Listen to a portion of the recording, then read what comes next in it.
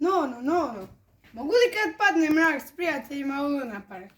Majde, sinko, pitaj papu. Jutro mi donesi onu modru kapu. Mora hitno van. Prijatelj mi slavi rođendan.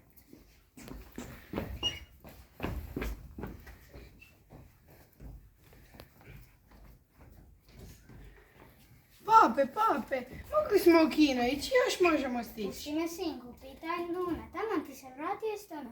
Ja ovdje imam posla oko kamiona. No, pogledaj slike. Ovakve bi ja teniske. Pokaži ih papi, sine mili. Tamo popravljam kvar na motornoj pili.